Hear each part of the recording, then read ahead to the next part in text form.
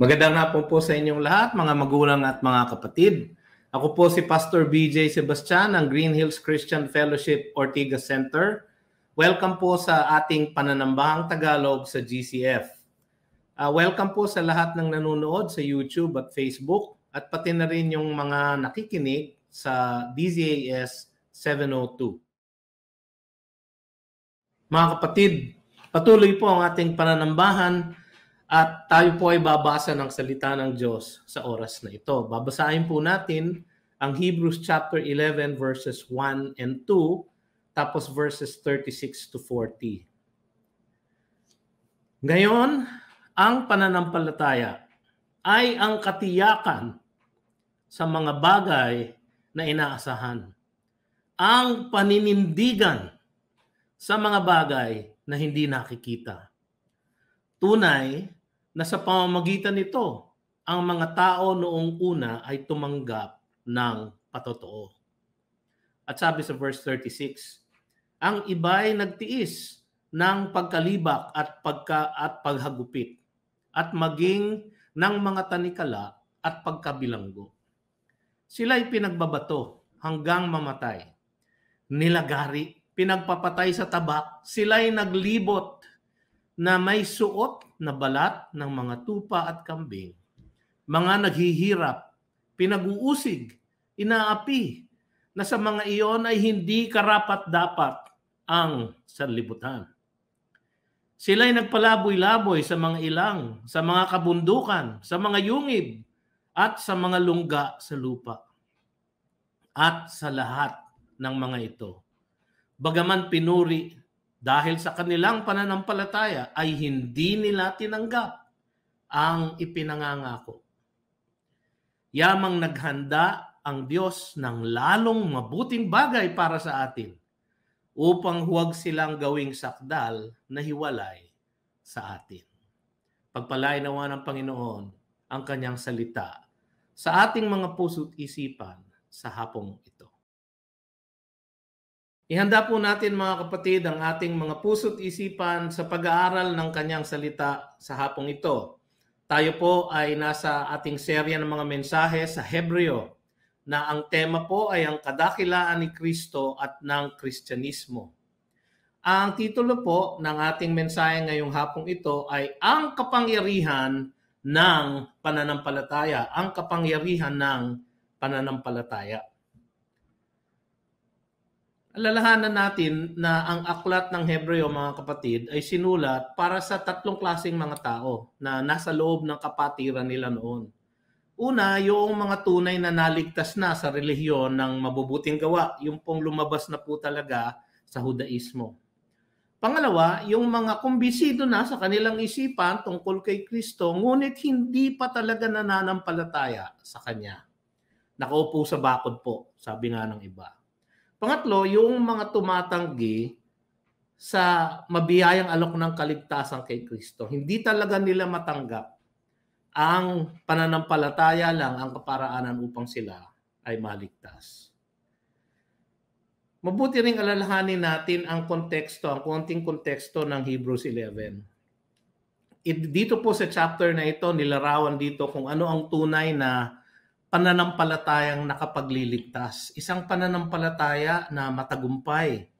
Kaya't ang mga sumusunod, ang mga sumusunod na buhay na ating pong makikita maya-maya ay mga dakilang halimbawa at ilustrasyon sa atin. Hindi lang kung ano ang ibig sabihin ng pananampalataya sapagkat yun po ay pagtutuunan natin ng pansin ngayong hapong ito, kundi kung ano ang kapangyarihan nito sa ating mga buhay na nailarawan na nga sa buhay ng mga ibang taong ating mababanggit maya-maya. Ngunit ang mas malawak na konteksto ay nag-uumpisa actually sa verse 34 ng chapter 10. Sabi po doon, sapagkat kayo'y nahabag sa mga bilanggo at tinanggap ninyo ng buong galak, ang pagkasamsam sa inyong mga ari-arian, palibhasa ay inyong nalalamang mayroong kayong isang pag-aaring higit na mabuti at tumatagal. Ito po ang larawan ng pagdurusa na naranasan nung mga yung mga taga-Hebreo dahil sa kanilang pananampalataya. Naalala niyo po, ito pong aklat na ito. ay isang paglalahad ng kadakilaan ni Kristo kaysa sa ano pa mang relihiyon. Lalong-lalo naman doon sa kanilang kinagisnan na Hudaismo. Kaya't mula sa first 10 chapters po, nakita natin na mas higit si Kristo sa mga anghel, sa mga propeta, kay Moises, kay Josue, mas mahigit siyang pari, mas mahigit siyang kaparian, mas mahigit ang kanyang dinadalang tipan. No? Siya po ang mediator ng isang bagong tipan na mas higit sa lahat. Hanggang sa chapter 10 po yun ang sinasabi. Pero doon po sa buong, sa 10 chapters din po na yun, meron tayong nakita mga warning o babala. Nung sa chapter 10 nga po, merong isang mabigat na warning na huwag kayong tatalikod, huwag kayong uurong. No? Kaya nga yung binasa ko, yung verse 34, isang tanda, sabi nung may akda sa kanila, na kayo ay may tunay na pananampalatayang nakapagliligtas. Kasi kahit na sinamsam ang inyong ari-arian, kaya kahit na kayo'y nabilanggo, napabilang doon sa mga pinersecute, hindi kayo umurong at hindi ninyo tinigilan ang inyong pananampalataya. So nagpapakita dito ng isang larawan ng mga Hebreo na sila ay nagpatuloy sa kanilang pananampalataya. Ang mga halimbawa na naririto sa chapter na ito ay isang paghihikayat doon sa mga Hebreo na yon sa pagharap nila sa kanilang sariling pagdurusa. No? Ang sabi sa Hebrews 10, chapter 10, verses 35 to 39 ay ganito. Sabi nung may akda doon, kaya't huwag ninyong itakwil ang inyong pagtitiwala na may dakilang gantimpala. Sabi niya, sapagkat kailangan ninyo ng pagtitiis upang kapag inyong nagampanan ang kalooban ng Diyos ay tanggapin ninyo ang pangako. Sapagkat sa sandaling panahon, ang siyang dumarating ay darating at hindi maaantala, ngunit ang aking matuwid na lingkod ay may mabubuhay sa pananampalataya. Ang aking matuwid na lingkod ay mabubuhay sa pananampalataya. Ngunit kung siya'y tumalikod, isa na naman pong warning, ang aking kaluluwa ay hindi malulugod sa kanya. Ngunit tayo'y hindi kabilang sa mga umuurong. Sabi niya, ito po yung kanyang paghihikayat. Hindi tayo kabilang sa mga umuurong, kaya't sila'y napapahamak, kundi kabilang sa mga may pananampalataya, kaya't naliligtas. Yung po ang hinuhuling binitawan niya sa chapter 10. Kaya pagpasok na chapter 11, ipiniliwanag niya kung ano yung pananampalatayang yon na nakapagliligtas. Ano yung pananampalatayang yon na yung iba sa kanila ay meron na nung pananampalatayang yon. Saan ba nagmumula ang pananampalatayang yon at ano ang tanda na meron sila noon?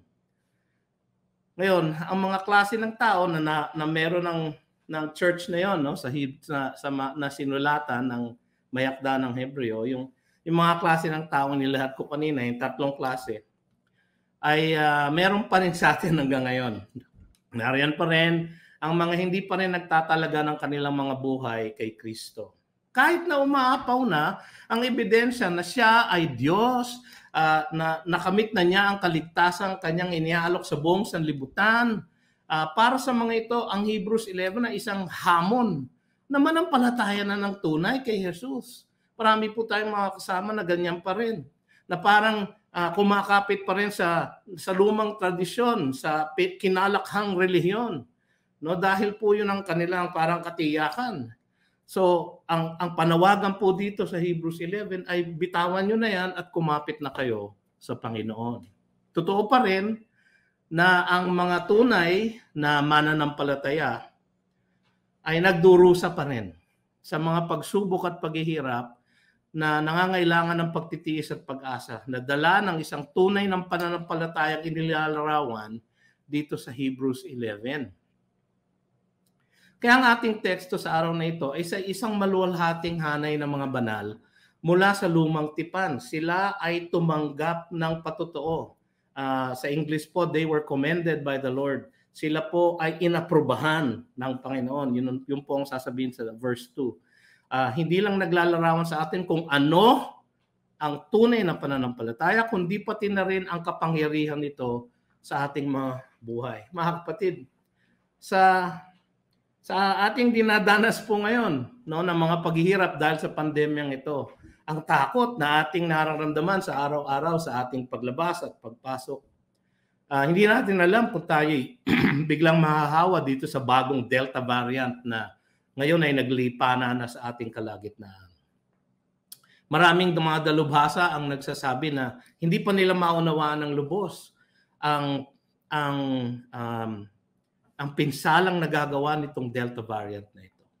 At daman-daman natin sa ating kapatiran, hindi ho ba, ang epekto ng pandemya at ang lahat ng paghihirap na nagmumula rito. Marami po sa atin ang nawalan ng trabaho, nagsara ang negosyo, at ang kabuhayan ay hirap na hirap sa oras na ito. Nagdadaan po tayo sa isang malubhang pagsubok at paghihirap dahil sa pagbagsak ng ekonomiya. Ngunit higit sa lahat, mga kapatid, marami po sa atin ang nagdadalamhati dahil po sa mga mahal natin sa buhay na nabawian ng buhay dahil sa sakit na ito. Nung pong Thursday, July 29, ay nagising po kaming mag-asawa ng isang tawag magmula sa Cagayan de Oro. Mga ilang araw na po naming nararanasan yung pressure po at yung tension dahil nga po nagkasakit si Pastor Eugene. Alam niyo po, siya po ay parang anak namin mag-asawa, no? Sapagkat nakasama ko po sa paglilingkod sa GCF. At nakasama namin sa mga youth camp, sa youth ministry, tuwan-tuwa po ang mga anak ko sa kanya, marami pong natutunan sa kanya. Kaya't naging malapit po kami mag-asawa sa kanila. Nakatanggap po kami ng tawag. At sa madaling salita po, ay kinuha na siya ng ating Panginoon. Napakabigat po na dagok. Hindi lamang po sa amin, lalong-lalo na sa kanyang mahal sa buhay. Lalong-lalo na sa kanyang kabiyak na si Osi. Hanggang ngayon po, ay paikot-ikot ang kanyang mundo dahil hindi po niya alam kung saan siya babaling. Kailangan niya po ang ating mga dalangin. At higit na kailangan niya ang pananampalatayang ito na galing sa ating Panginoon. Higit na kailangan natin lahat na nagdadalamhati dahil sa kanyang pagkamatay. At hindi lamang sa kanya. Meron pa ho tayong ibang mga kapatid sa Cagayan de Oro po na nangangamba din po. Yung iba po nabawian na rin ang buhay. Yung iba po may sakit pa. At marami po sa atin, sa ating kapaligiran, ay nagiging biktima nitong pandemyang ito. Kaya kailangan natin ang pananampalataya. Kailangan natin ng katiyakan na mayroong isang magandang kinabukasan na nakalaan para sa atin. Kailangan natin mapanghawakan ang mga pangako ng Diyos para sa atin. Yan po ang pananampalatayang inilalarawan dito sa ating teksto. Ano pa talaga ang totoong pananampalatayang nakapagliligtas? Yan po ang una natin titignan. Ano ba talaga ang totoong pananampalatayang nakapagliligtas? Una po sa lahat, hindi ito makatao o natural sa mga tao. Ang natural o makatao na paniniwala ay umaasa sa nakikita, naririnig, nararamdaman. Maniniwala lang ako kung nakikita ko. Yan po ang sigaw ng isang pananampalatayang makatao, isang pananampalatayang makasanlibutan. Natural po yan sa atin. Ang natural po sa atin, kailangan makita ko muna bago ako maniwala. Pangalawa, ang paniniwalang makatao ay nakasandig sa karanasan. Alam niyo po, tayo po ay nabubuhay sa pananampalataya araw-araw. Yung pananalig sa isang bagay na ating naranasan na o mapagkakatiwalaan. Alam po natin yung experience na yan. Halimbawa, yung gamot na nakakagaling. No? Naranasan na natin na nakakagaling siya o di kaya mayroong dalubhasa nagsabi siya nakakagaling. Kaya pwede nating nagtitiwala tayo, nananampalataya tayo na kapag tayo inom ng gamot na yan, tayo ay gagaling din. Yung tubig na nasa isang botelya, no, binibili natin sa tindahan, pinapadeliver natin sa ating mga bahay. Hindi natin alam kung ano ang ginawa ng pinagmulan ng tubig na yon doon sa tubig na nilagay sa botelya. Ngunit nananampalataya tayo dahil yon ang kanilang claim, dahil yon ang nasa kanilang etiketa, na sila ay safe, sila ay walang bakterya.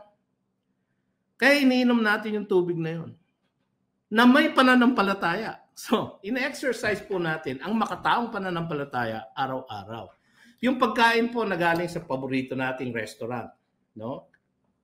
Yung nangyayari sa Jollibee, sa McDonald's, sa Burger King o sa Kentucky Fried Chicken o kahit na ano pang mga fast food ang inyong pinag-o-orderan, ang inyong kinakain, hindi po ninyo nakikita kung paano ang pagluto, paghawak ng pagkain. Pero tayo po ay may tiwala dahil sa kanilang brand. At dahil meron na po tayong karanasan na kapag tayo kumain nun, okay naman at masarap naman. Pananampalataya ayon sa karanasan. Yung pong sumasakay sa eroplano, tinitingnan natin kung bago ba yung eroplano, ano ba ang record ng airline, ilang crash na ba sila, no? At kung meron silang isang magandang safety record, tayo po ay panatag at tayo po ay nananampalataya, nag-exercise ng ating pananampalataya at tayo tutungtong sa loob ng eroplanong yun at ito ay lilipad sa himpapawid na nakalutang lang. Pero pinananampalatayanan natin dahil merong karanasan o merong isang dalubhasang nagsabi na okay naman at safe. Yung pong kotse na ating sinasakyan sa araw-araw, kapag lumabas na po tayo sa kalye at tayo nagpabilis na ng ating patakbo, nananampalataya po tayo na kapag tumapak tayo sa preno, yun nahihinto. Dahil meron na po tayong karanasan. Ganun po ang pananampalatayang makatao. Kahit yung mga dentista na pinupuntahan natin, nagpupunta tayo at ininganganga natin ang ating bibig para kanilang ayusin ang ating mga ngipin. Dahil meron na po tayong karanasan o merong isang dalubhasang nagsabi sa atin na pwede niyong pagkatiwalaan niyang dentista na yan. Sa mga kapatid, yan po ay mga halimbawa ng pananampalataya na meron tayo na natural. Hindi po yan ang pananampalatayang pinag-uusapan natin dito. Meron din isang pananampalataya na fake. Ang tawag po nila dito ay yung hyper-faith movement. Yung isang paniniwala na ang lahat ng ating banggitin o i-claim o ating sambitlain ay maaari nating makamit kung sasabihin lang natin na in the name of Jesus at lalakasan natin at talagang pananampalatayanan natin, makakamit natin o mababago natin ang ating sitwasyon o di kaya mababago natin ang ating kinabukasan. Hindi po yon ang pananampalatayang pinag-uusapan dito na nakapagliligtas. Ang pananampalatayang pinag-uusapan natin ay ang pananampalatayang supernatural na hindi nanggagaling sa tao, kundi ibinibigay ng Diyos dahil sa kanyang kagandahang loob. Ulitin ko po, hindi po nagmumula sa tao, kundi ibinibigay ng Diyos dahil sa kanyang kagandahang loob. Hindi po natin nakakamit, hindi po natin na-earn, hindi po natin na-deserve. Ibinibigay po ng Diyos dahil sa kanyang grace, kanyang kagandahang loob. Yung pong pananampalatayang yon ang binabanggit po dito. Ang pananampalataya po ay nakasandig sa kung gaano ka-reliable ang salita ng Diyos. Ang ating pong pananampalataya ay nakapagliligtas sapagkat ito ay nakatuon sa Diyos at sa kanyang mga pangako. Dahil ang Diyos po ay mapagkakatiwalaan, dahil ang kanyang salita ay ating mapagkakatiwalaan, dahil ang kanyang pangako ay palagi niyang tinutupad, ang ating pananampalataya sa kanya ay buo. Yan po ang pinag-uusapan natin dito. Ang problema po kasi, hindi po natin nakikita ang Diyos. Hindi po natin nahahawakan. Hindi po natin naririnig. Hindi natin siya nakakaulayaw ng mukhaan. Yan po ang malaking problema. Hindi po natin siya nakikita. Ngunit nararanasan natin ang kanyang existence, ang kanyang pagiging Diyos, ang kanyang blessing, ang kanyang pag-iingat, ang kanyang pagkakaloob ng lahat ng ating tinatangkilik at lahat ng ating pangangailangan. Ito ay pananampalatayang supernatural. Sabi sa Ephesians 2:8, sapagkat sa biyaya kayo'y naligtas sa pamamagitan ng pananampalataya at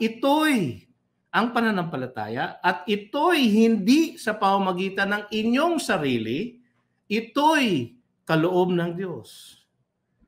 Ang tinutukoy po ng salitang ito'y ay ang pananampalataya. Kaloob po yan ng Diyos. Sabi sa Romans 10:17, kaya ang pananampalataya ay nanggagaling sa pakikinig at ang pakikinig ay sa pamamagitan ng salita ni Kristo. So datapwat ang pananampalataya ay nagmumula sa salita ni Kristo.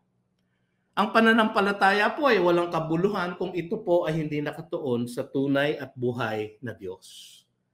Kung ang inyong pananampalataya ay nakatuon sa isang mabuhay na pundasyon, sa isang kathang-isip na paniniwala, baliwala po kahit na gaano pa kalakas yung pananampalatayang iyon. Sapagkat ang pananampalatayang nakapagliligtas ay supernatural na nanggagaling sa Diyos ayon sa kanyang kagandahang loob. Sa makatwid, ito ay pananampalataya kay Kristo na nakapagliligtas ng ating mga kaluluwa. Katulad ng mga banal na tao dito na sa lumang tipan na nandito sa Hebrews 11. Ang sabi sa verse 1, ito ay katiyakan sa mga bagay na inaasahan, ang paninindigan sa mga bagay na hindi nakikita. Pansinin po ninyo yung salitang katiyakan at paninindigan, no?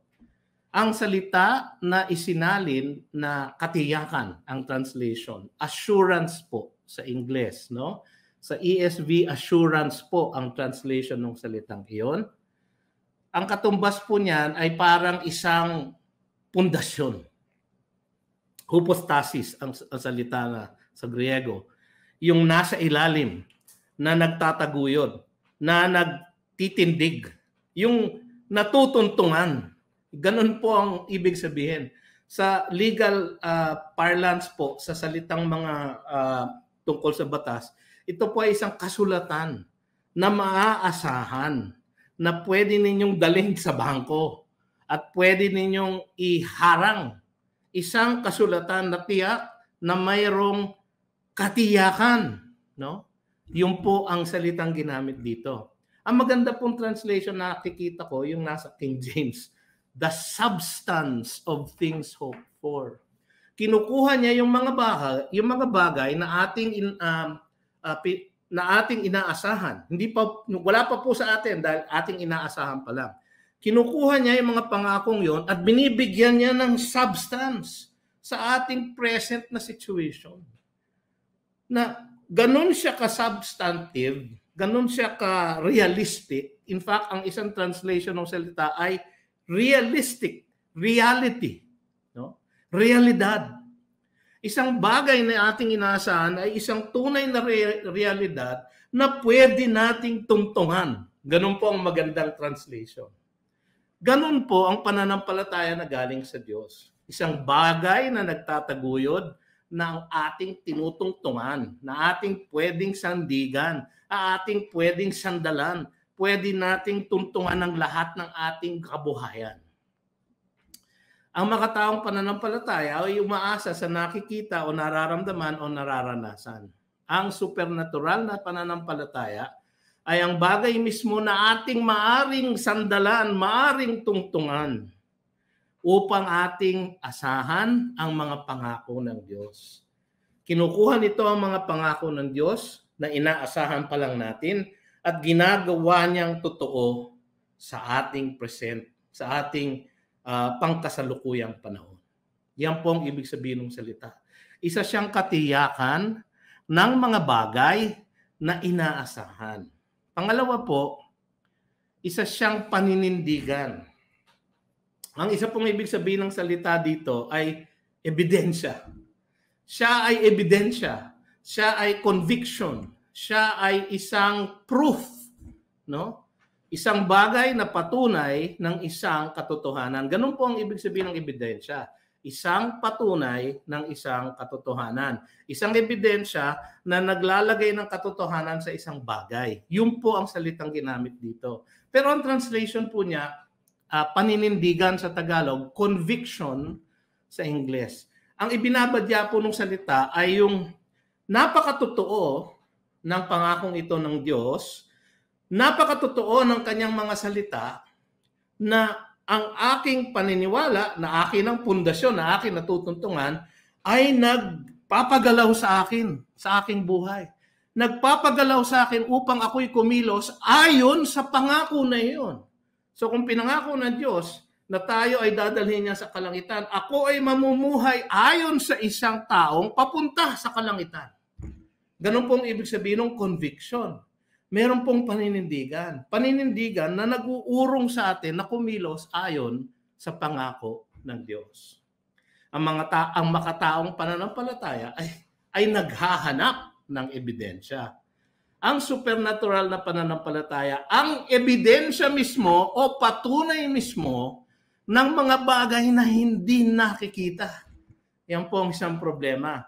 Kasi po, ang ating pong pananampalataya sa Diyos against our senses. No, hindi po natin nakikita, hindi natin naamoy, hindi natin naririnig, hindi natin nakahawakan. Ang natural na pananampalataya, sinasabi, kung wala yung ngayon, wala yan. Pero ang galing sa Diyos na pananampalataya, dahil sa kanyang ipinangako sa kanyang salita, totoo po yun.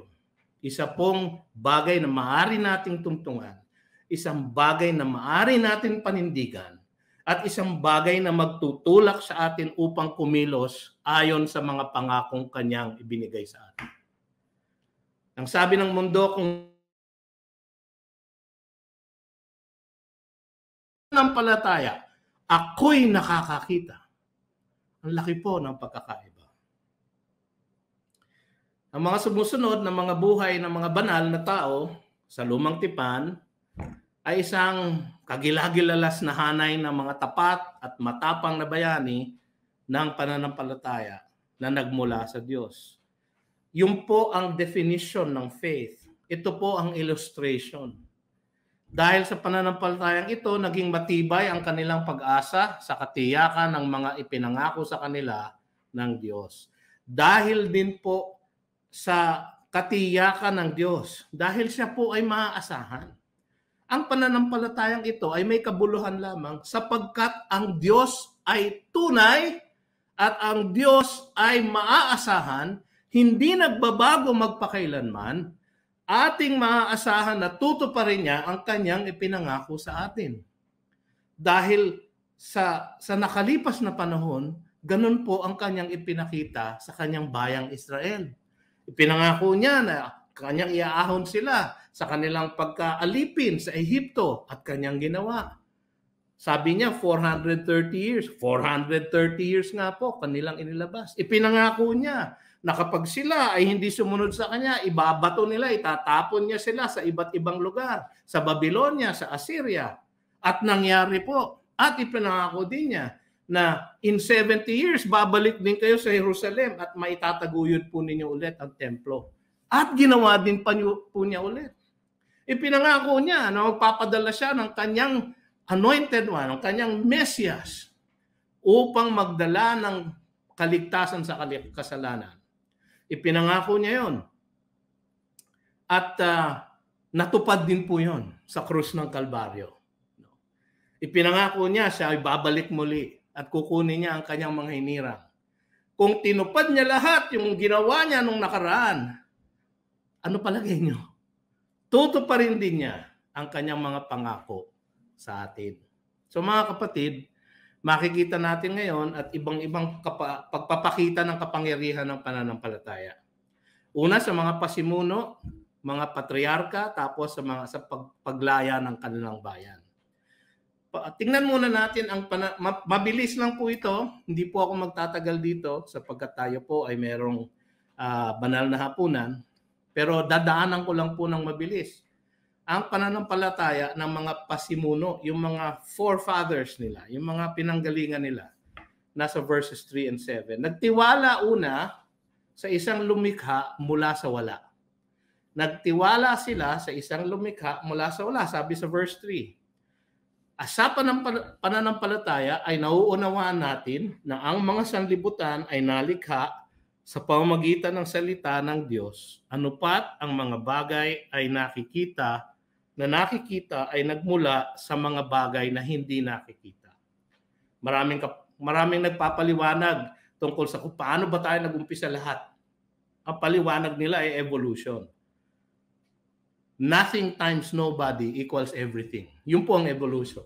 No?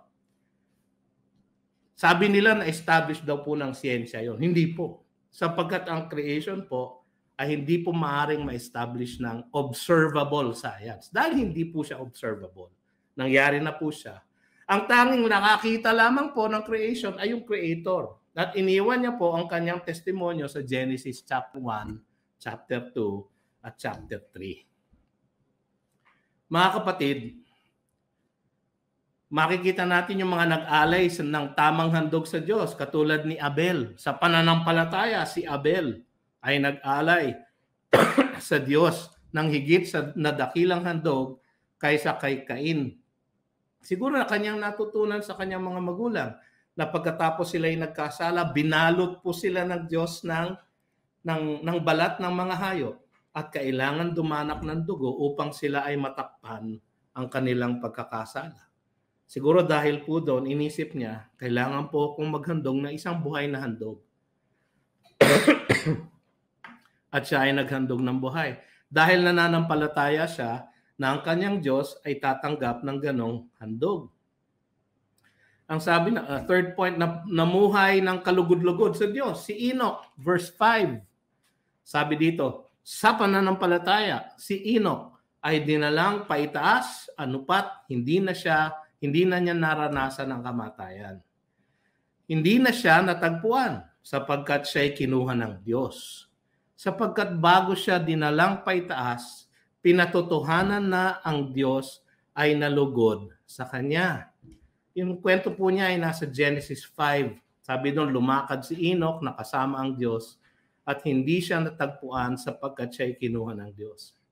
Dahil for 300 years po, siya ay namuhay ng may kaluguran sa Diyos. Hindi po siya ganap o perfecto, ngunit dahil sa kanyang pananampalataya sa Diyos, lumakad siya ng ayon sa kautusan o sa kagalakan ng Diyos. Nagtiwala din sa tiyak na gantimpala mula sa isang tunay na Diyos, sabi sa verse 6. Dito po natin mabibigyan ng kagalakan ng Diyos. Ang sabi sa verse 6, at kung walang pananampalataya ay hindi maaaring kalugdan ng Diyos. Alam niyo po kung bakit? Ang sabi sa 1 John 5:10, kung kapag hindi tayo naniniwala sa Diyos, tinatawag natin siyang liar, sinungaling. Kung tinatawag kang sinungaling, ikaw ba'y magagalak? Kaya ang hindi nananampalataya ay hindi maaaring kalugdan ng Diyos sapagkat tinatawag natin siyang sinungaling. Ang isang taong hindi pinagkakatiwalaan, sumasama ang loob niyo ba? Bakit hindi niyo i-expect na sasama ang loob ng Diyos sa inyo kapag hindi kayo nagtitiwala sa Kanya? Lalo pa't siya'y mapagkakatiwalaan at lalo pa na Kanyang tinutupad ang lahat ng Kanyang ipinapangako sa tao. So, kung walang pananampalataya ay hindi maaaring kalugdan ng Diyos sapagkat ang sino mang lumalapit sa Kanya ay dapat sumampalatayang may Diyos at siya ay tagapagbigay gantimpala sa mga masigasig na humahanap sa Kanya. Panglima, naging matuwid dahil sa paniniwala sa mga bagay na hindi nakikita. Si Noah, sa verse 7, sabi sa pananampalataya, si Noe, nang mabigyan ng Diyos ng babala tungkol sa mga bagay na hindi pa nakikita. Alam niyo kung ano yun? Ulan. Sabi ni God kay Noah, uulan at babaha. Sila ay nasa gitna ng desierto, isang landlocked na area. No? Wala pong dagat, wala pong ilog lang siguro nakikita nila. Ang sabi ng Diyos, uulan. Sabi sa Genesis chapter 2 verse 5, hindi pa umuulan noon. Hindi pa siya nakakakita ng ulan. Sabi ng Diyos, uulan, gumawa ka ng vapor. At gumawa siya for 120 years. Kanyang binalangkas ang isang ark. abot-abot na sigurong pangungutya ang naranasan niya sa kanyang mga kapitbahay. Hindi niya nakikita, ngunit kanyang pinaniwalaan. Naging pundasyon ng kanyang buhay, naging tungtungan ng kanyang pagkilos, naging paninindigan ng kanyang paggawa ng isang malaking arko. Yun po ang isang ilustrasyon ng pananampalatayang nakapagliligtas. Hindi po maaaring manggaling sa tao yun. Yun po ay galing sa Diyos. Makikita natin dito, susunod, ang pananampalataya ng mga patriarka, yung kanilang patriarchs, no? Nagtiwala halimbawa sa pangako ng Diyos si Abraham. Sabi sa verse 8, sa pananampalataya si Abraham nang tawagin ay sumunod upang pumunta sa isang lugar na kanyang tatanggapin bilang pamana. At siya'y pumunta na hindi nalalaman ang kanyang pupuntahan. Napakahirap po noon, hindi ho ba? No? Na kayo ay sumunod sa Diyos at lumakad at pumunta sa isang lugar na hindi ninyo nakikita at hindi pa ninyo nalalaman. Sa pananampalataya, siya ay dumayo sa lupang pangako na tulad ng sa ibang lupain at nanirahan sa mga tolda na kasama sina Isaac at Jacob. Mahaba pa po yun. Hindi ko na po babasahin lahat. Ang susunod po na makikita natin dito, ang pananampalataya ay nagwagi sa pagsubok ng kanyang pananampalataya. Si Abraham at si Isaac. Hindi magkaanak si Abraham at si Sarah at sila ay binigyan ng sa isa nilang biological child na si Isaac. Sabi sa verse 17, sa pamamagitan ng pananampalataya, nang subukin si Abraham ay kanyang inihandog si Isaac. Ang sabi ni God, Genesis 22, sabi niya, pumunta ka sa bundok na iyon at doon ay ialay mo sa akin ang iyong anak. Ang nag-iisa mong anak ba, idiniin pa ng Diyos. Nagpunta si Abraham, sabi dito sa Hebrews 11, kaya siya nagpunta sapagkat ang kanyang paniniwala ay dahil ipinangako sa akin ito ng Diyos, bubuhayin niya ito at kami babalik. Ganon kanyang paniniwala. Kaya hanggang sa ituturok na niya ang punyal sa dibdib ng kanyang anak, ay inawat na siya ng anghel. Napatunayan niya na ang pananampalataya niya ay hindi nagmumula sa kanya, kundi nagmumula sa Diyos. Nagwagi siya sa pagsubok dahil sa pananampalataya. Pangatlo, nanumbalik dahil sa pangako at pagpapala ng Diyos. Si Jacob, di po ba? Nagpunta siya sa Midian, nagpunta siya sa ibang bansa dahil siya po ay nilinlang niya si Esau, di ba? At napunta sa kanya ang mana. So sa pananampalataya, sabi ng verse 20, binasbasan ni Isaac sina Jacob at Esau tungkol sa mga bagay na mangyayari. Sa pananampalataya, si Jacob nang mamatay na binasbasan niya ang bawat isa sa mga anak ni Jose at sumamba sa ibabaw ng kanyang tungkod. Nagmula kay Jacob si Judah at nagmula kay Judah ang tawag nilang the branch of Jesse o ang ating Panginoong Jesus. So mga kapatid, ginamit ng Diyos ang pananampalataya ni Jacob upang mapalawak niya, mapalago niya ang bansang Israel. Number 4, naniwala sa pagbabalik sa lupang pangako si Joseph. Sabi sa verse 22, sa pananampalataya, nang malapit nang mamatay si Joseph, ay binanggit niya ang tungkol sa paglikas ng mga Israelita at nagbilin tungkol sa kanyang mga buto. Nasa Ehipto sila, mamamatay na siya, sabi niya, huwag niyong iwan ang buto ko dito, iuwi niyo sapagkat kayo ay manunumbalik sa lupang pangako. Paano niya nalaman yon? Nakita na ba niya yon? Hindi. Nakamatayan na nga niya, hindi naging totoo sa buhay niya, hindi ho ba? Dahil yun ay pangako ng Diyos sa kanyang mga hinirang. Pinaniwalaan niya yon. Naging pundasyon ng kanyang buhay, naging paninindigan ng kanyang puso at yun ang nag-udyok sa kanya na kumilos at magsabi na, huwag niyong iiwan ang buto ko dito, iuwi niyo ulit sa Kanaan. Mga kapatid, ito ang pananampalataya ng pinalayang bayan. Sabi, firstly, sa number 1, nagpatuloy ang mga nang may pagdurusa sa alang-alang kay Kristo. Si Moises, sabi sa verse 23, sa pananampalataya, nang ipanganak si Moises ay itinago siya ng 3 buwan ng kanyang mga magulang, si Jochebed at si Amram, no? Mga Levita, no? Sapagkat kanilang nakitang maganda ang bata at hindi sila natakot sa utos ng hari. meron silang na-discern na isang kinabukasan para sa batang ito. At dahil doon ay preserve nila ang buhay. Sa pananampalataya, sabi sa verse 24, nang nasa hustong gulang na si Moises, ay tumangging siyang tawaging anak ng anak na babae ni Faraon. Adopted son po siya ng princess. At pinili pa na mapasama sa kaapihan ng bayan ng Diyos kaysa magkaroon ng pansamantalang kasiyahan ng kasalanan. Tinalikuran niya yung riches po ng Egypt upang siya ay makibahagi sa pagdurusa ng mga Israelita. Sabi sa verse 26, kanyang itinuring na malaking kayamanan, ito maganda, kanyang itinuring na malaking kayamanan ang magdusa alang-alang kay Kristo. Hindi naman niya na-meet si Kristo.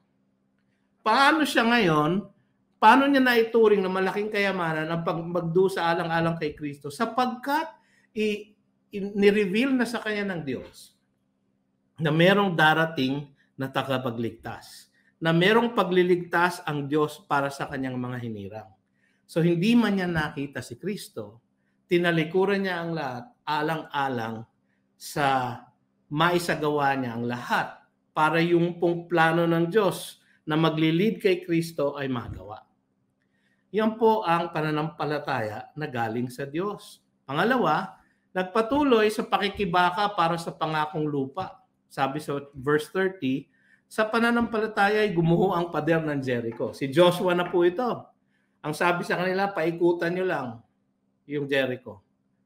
Ang labo naman po ng instruction ng Diyos, di ba? Umawit kayo, magturotot kayo, palibutan ninyo, at guguho ang pader. At ano nangyari? Hindi nga ba ho?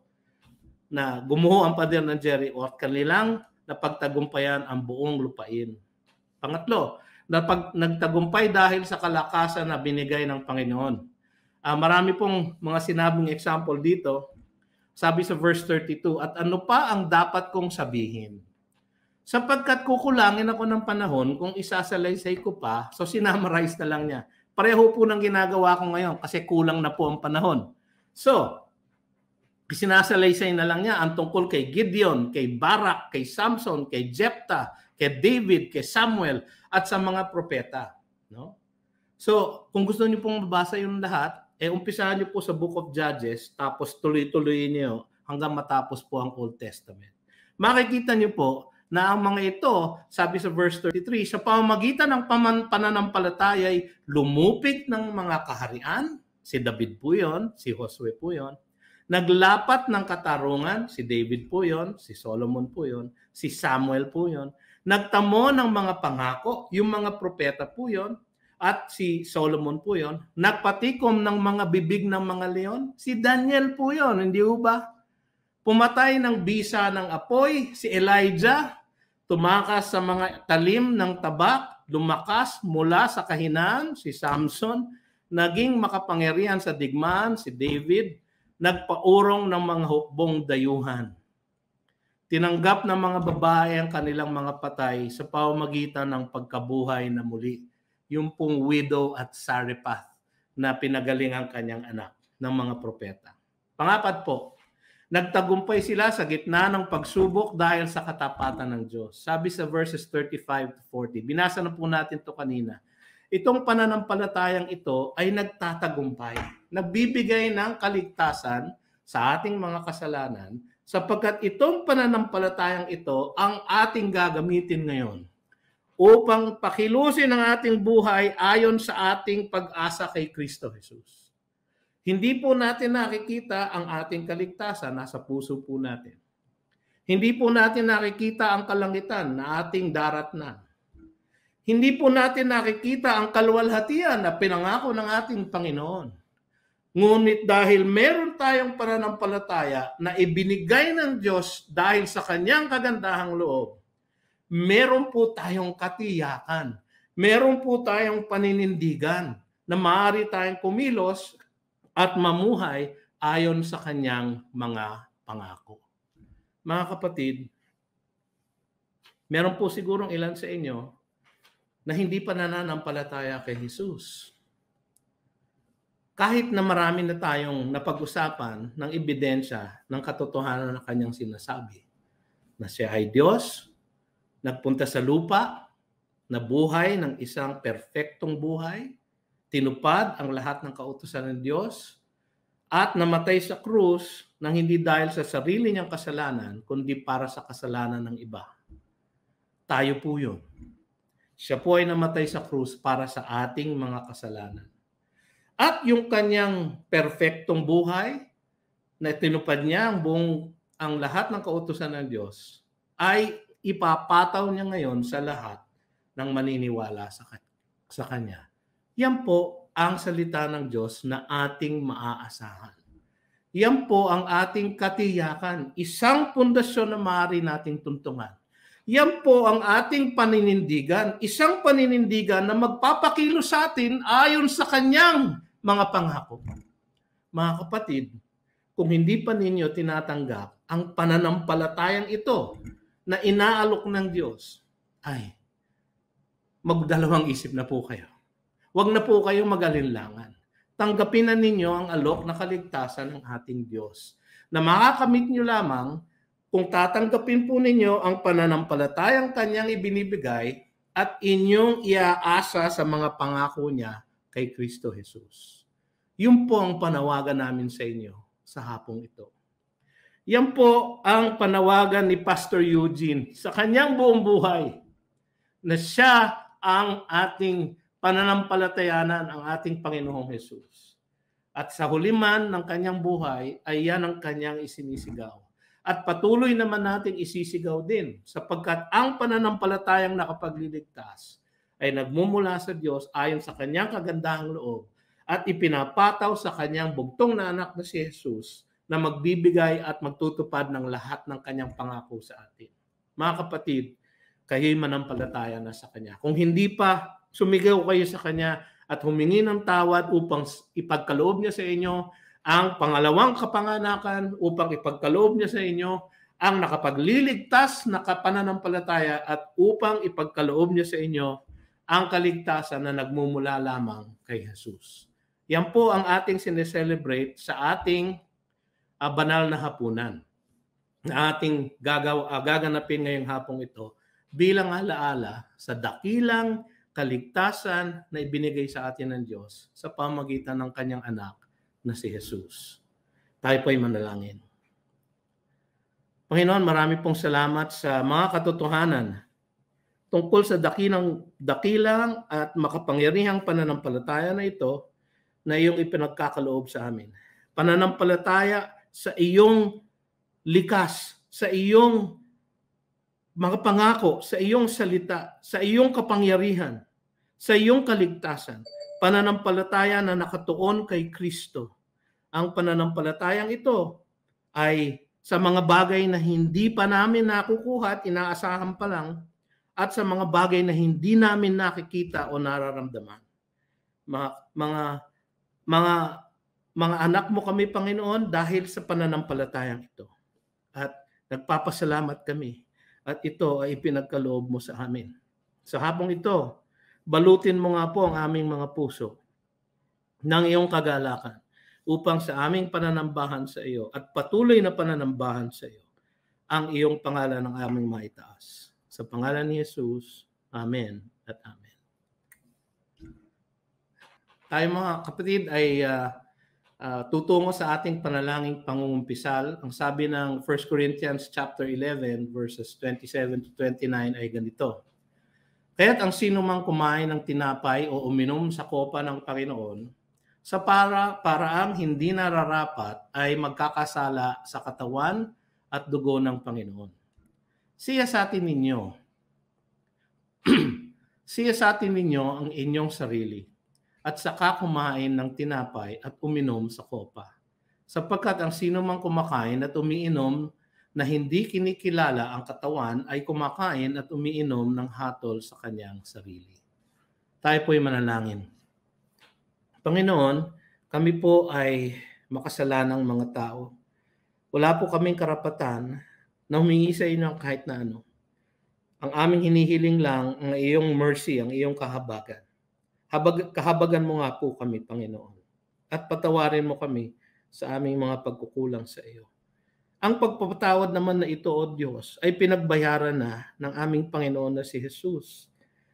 Kaya datapwat, Panginoon, kami ay lumalapit sa iyo ng may tapang, hindi dahil sa kami may karapatan, kundi dahil sa karapatan niya na siyang nagbayad ng aming pagkakasala sa iyo. Kaya sa oras na ito ay isasambitla namin ng tahimik ang aming mga pagkakasala sa iyo. Ilalatag namin sa iyong paanan, Panginoon. At nawa, Panginoon, ay takpan mo ito ng dalisay na dugo ni Kristo Jesus na aming mananakop at tagapagligtas. Mga kapatid, ipangumpisal po natin sa Diyos. Magmula sa ating mga puso ang ating mga pagkukulang sa Kanya.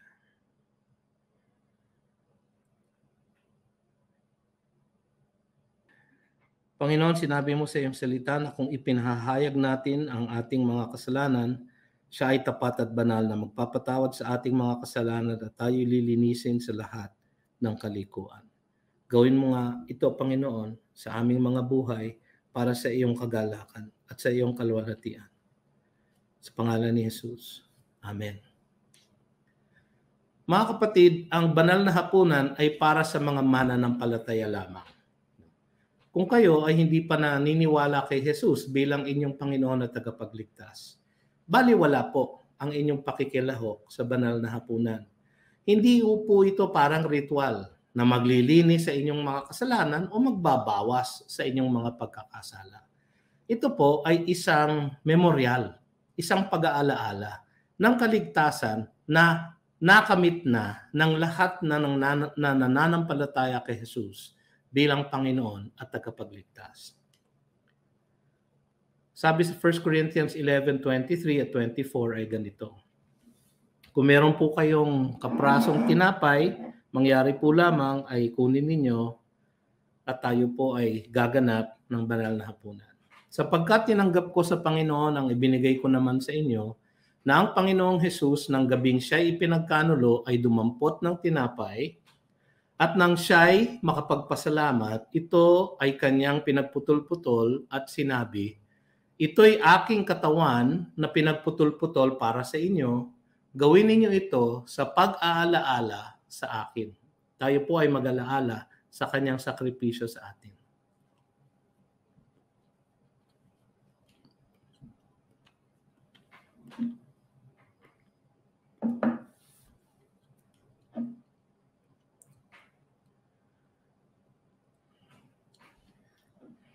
Kung meron po kayong konting juice o kahit na tubig po, lagyan nyo lamang po sa isang maliit na kopa at pakinggan po ninyo ito. Sa gayon ding paraan ay kinuha niya ang kopa pagkatapos maghapunan na sinasabi, ang kopang ito'y isang bagong tipan sa aking dugo.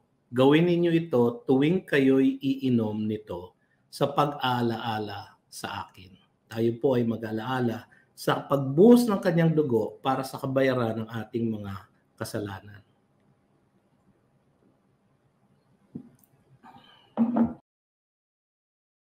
Tayo manalangin, mga kapatid. Ngayon, ang Diyos ng kapayapaan na bumuhay mula sa mga patay sa ating Panginoong Hesus, ang dakilang pastol ng mga tupa sa pamamagitan ng dugo ng walang hanggang tipan, naway gawin niya kayong ganap sa bawat mabuting bagay upang magawa ninyo ang kanyang kalooban at gawin sa atin ang nakakalugod sa paningin niya sa pamamagitan ni Hesukristo na sa kanya ang kalwalhatian magpakailanman. Amen at amen. Magandang hapon po, mga kapatid.